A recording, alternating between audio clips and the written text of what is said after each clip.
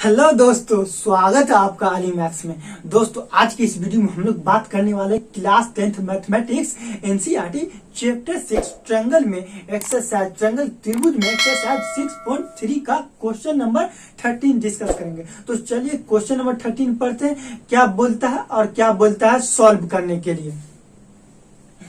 In triangle D is a point on the side BC.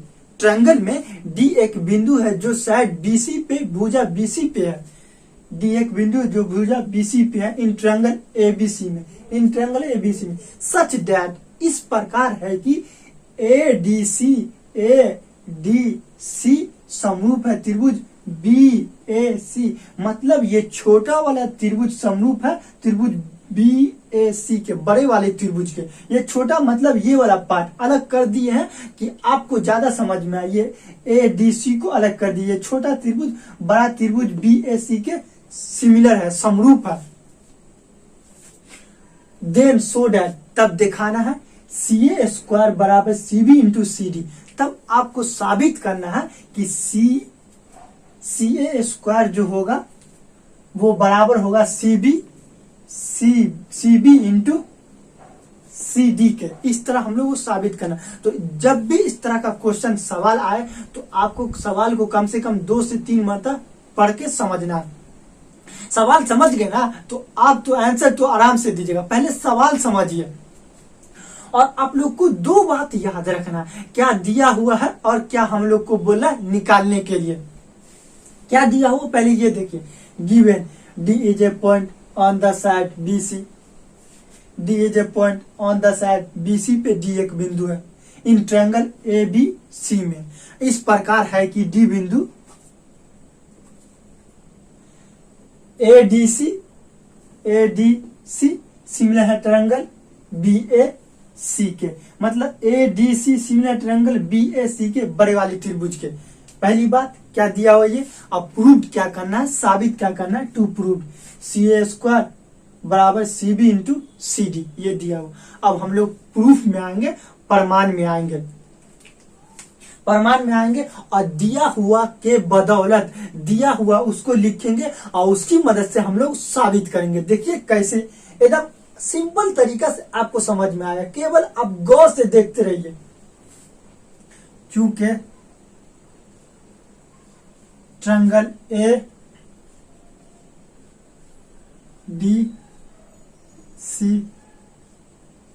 Similar triangle BAC।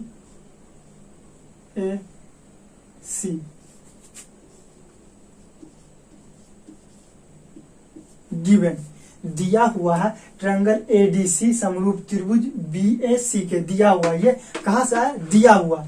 अब एकदम गौर से देखिए ना, एकदम सिंपल तरीका से आपको समझ में आया। देखिए, अब जब भी 2 त्रिभुज समरूप या सिमिलर होता है तो दोनों त्रिभुज की संगत कोण आपस में बराबर होता है और संगत भुजा आपस में समानुपाती होता है। मतलब संगत भुजा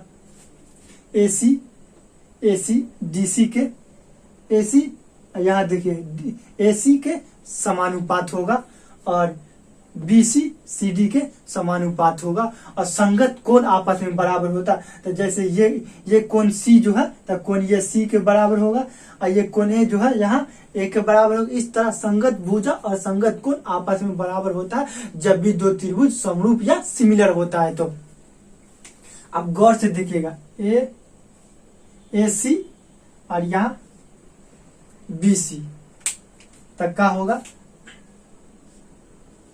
AC बट्टा BC बराबर संगत भुजाएं आपस में समानुपाती होता है। और फिर देखिए यहाँ DC और AC, तो DC बट्टा AC हो गया। ये कहां से आया, तो CPCT। अब आप लोग बोलिए सर सीपीसीटी क्या होता है, नहीं समझते हैं। सीपीसीटी एक रूल है, नियम है कि जब भी दो त्रिभुज समरूप या सर्वांगसम होता है तो CPCT corresponding parts of similar triangle से, ये इस corresponding of part similar triangle से ये रूल, मतलब कोई भी पार्ट बराबर करेंगे तो कहां से, सीपीसीटी से लिखना पड़ेगा आप लोगों को। जैसे ये कोण ए, कोण ये एक के बराबर होगा, कोण सी या कोण सी के बराबर होगा, तो कहां से, corresponding part of similar triangle से। ये हो गया। अब क्या करेंगे, क्रॉस मल्टीप्लीकेशन करेंगे, इसको इससे इसको इससे गुना होगा। बचपन में हम लोग पढ़े थे, जैसे एग्जांपल लीजिए 2/4 8/16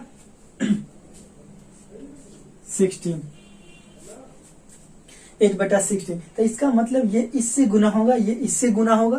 तो चलिए 2 × 16 बराबर 4 × 8, 16 दूना 32, 5 चौके 32 जी। इस तरह अब हम लोग यहां देखेंगे, इसको इससे गुना करेंगे, इसको इससे गुना होगा और ये इसको इससे गुना होगा।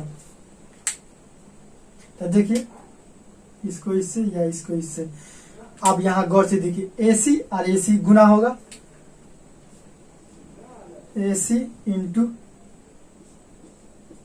AC बराबर, और यहाँ BC को CB कर सकते हैं, CB × DC को CD कर सकते हैं, CD।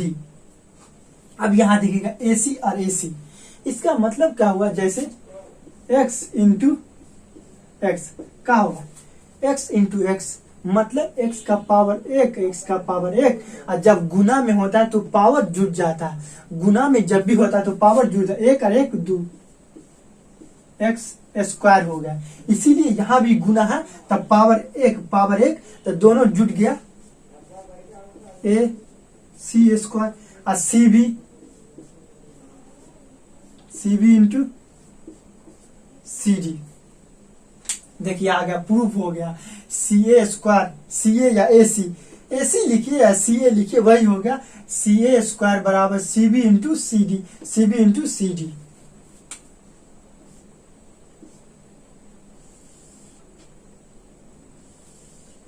यही हम लोग को साबित करना था, साबित हो गया। आप लोग स्क्रीनशॉट ले सकते हैं। दोस्तों यह वीडियो कैसा लगा कमेंट में हमें बताइए। अगर आप मेरे चैनल पे नए हैं तो प्लीज सब्सक्राइब करके बेल आइकन घंटी दबा दें, ताकि हमारी नई वीडियो का नोटिफिकेशन सबसे पहले आप तक पहुंच सके।